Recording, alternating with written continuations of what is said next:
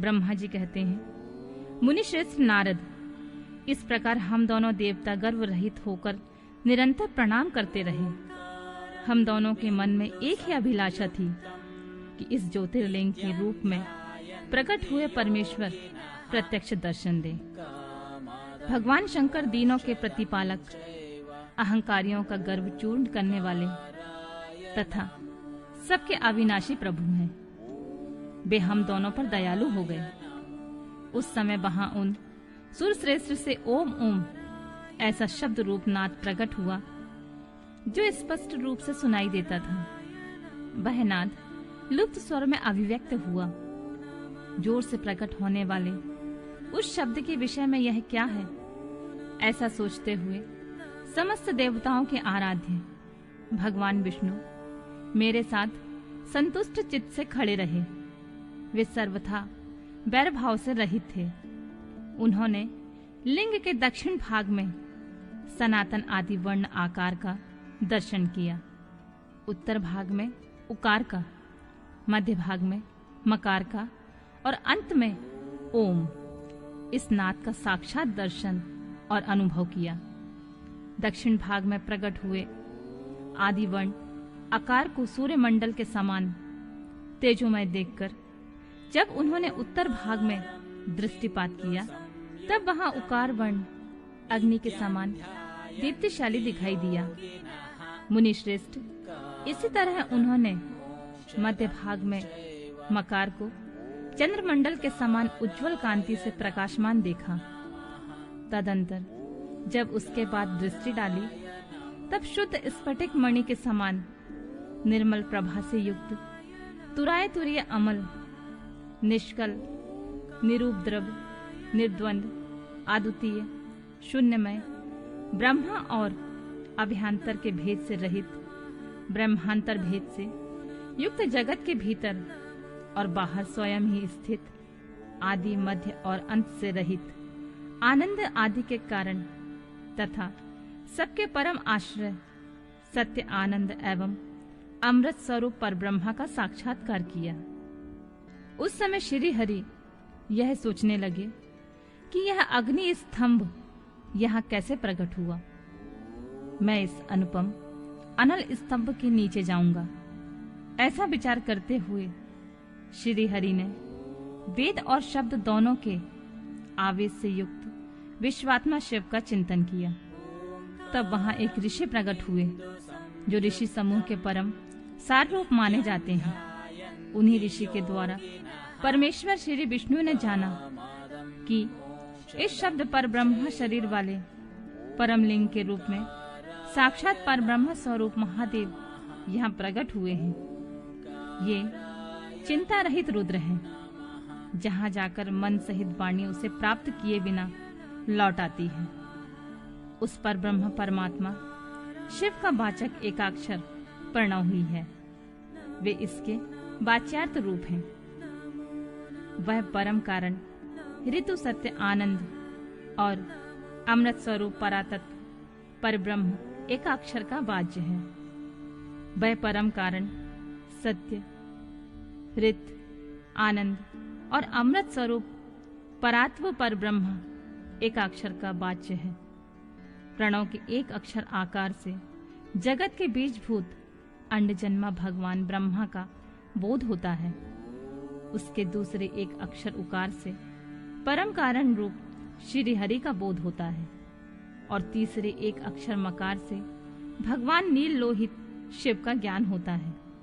अकार सृष्टि करता है, उकार मोह में डालने वाला है और मकार नित्य अनुग्रह करने वाला है। मकार बोध सर्वव्यापी शिव बीजी बीज मात्र के स्वामी है और अकार संज्ञक मुझे ब्रह्मा को बीज कहते हैं। उकार नामधारी श्री हरि योनि है, प्रधान और पुरुष के ईश्वर जो महेश्वर हैं। वे बीजी, बीज और योनि भी हैं। उन्हीं को नाद कहा गया है।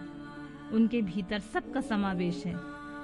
बीजी अपनी इच्छा से अपने बीज को अनेक रूप में विभक्त करके स्थित है। इन बीजी भगवान महेश्वर के लिंग से अकारण रूप बीज प्रकट हुआ है, जो उकार रूप योनि में स्थापित होकर सब ओर बढ़ने लगा है। वह सुवर्णमय अंड के रूप में ही बताने योग्य था। उसका और कोई विशेष लक्षण लक्षित नहीं होता था। वह दिव्य अंड अनेक वर्षों तक जल में स्थित रहा।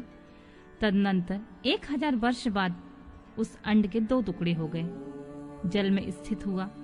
वह अंड आजन्मा ब्रह्मा जी की उत्पत्ति का स्थान था और साक्षात महेश्वर के आघात से ही फूटकर 2 भागों में बट गया था।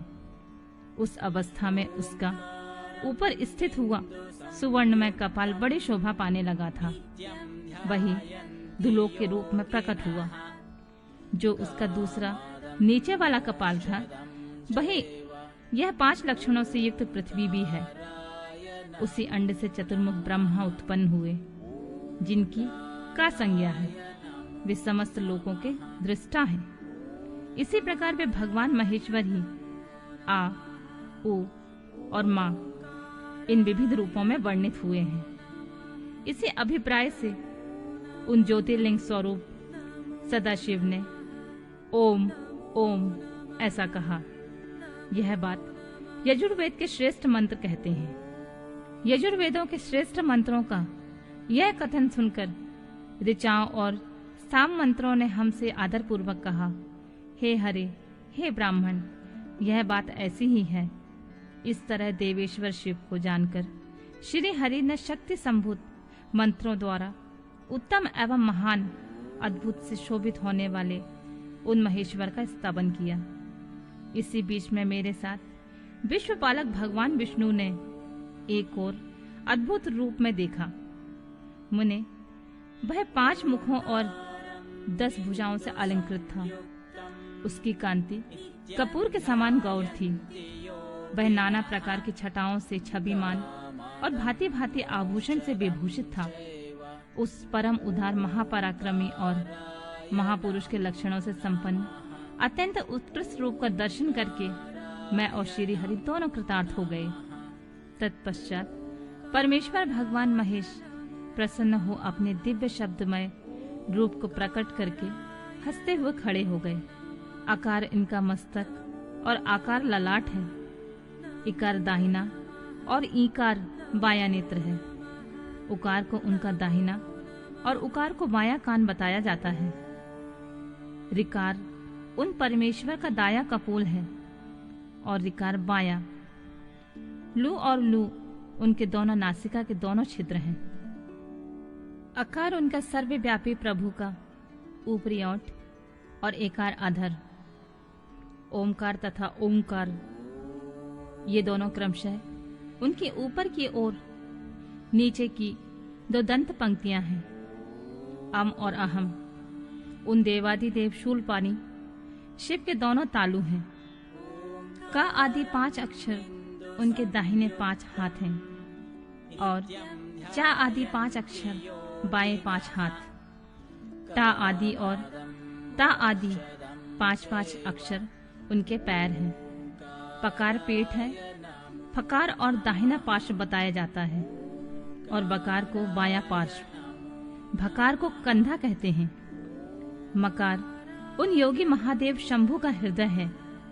या से लेकर सा तक 7 अक्षर सर्वव्यापी शिव के शब्द में शरीर की 7 धातुएं हैं। हकार उनकी नाभि है और छकार को मेड़ कहा गया है। इस प्रकार निर्गुण और गुण स्वरूप परमात्मा के शब्दमय रूप को भगवती उमा के साथ देखकर मैं और श्री हरि दोनों कृतार्थ हो गए। इस तरह शब्द ब्रह्ममय शरीरधारी महेश्वर शिव का दर्शन पाकर मेरे साथ श्री हरि ने उन्हें प्रणाम किया और पुनः ऊपर की ओर देखा। उस समय उन्हें 5 कलाओं से युक्त ओमकार जनित मंत्र का साक्षात्कार हुआ।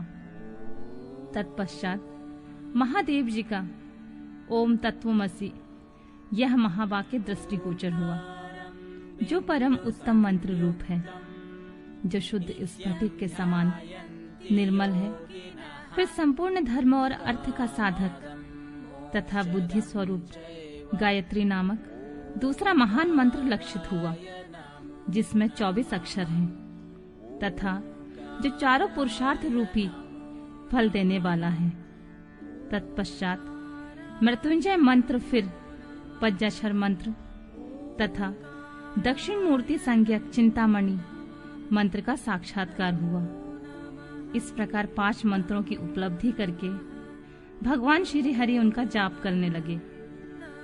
तदंतर ऋक, योध और साम, ये जिनके रूप हैं, जो ईशानों के मुकुटमणि ईशान हैं, जो पुरातन पुरुष हैं, जिनका हृदय अघोर अर्थात सौम्य है, जो हृदय को प्रिय लगने वाले सर्वगुहा सदाशिव हैं, जिनके चरण बाम परम सुंदर हैं, जो महान देवता हैं और महान सर्पराज को आभूषण के रूप में धारण करते हैं, जिनके सभी ओर पैर और सभी ओर नेत्र हैं, जो मुझे ब्रह्मा के अधिपति, कल्याणकारी तथा सृष्टि पालन और संहार करने वाले हैं, उन वरदायक सदाशिव का मेरे साथ भगवान विष्णु ने प्रिय वचनों द्वारा संतुष्ट चित्त से स्तवन किया।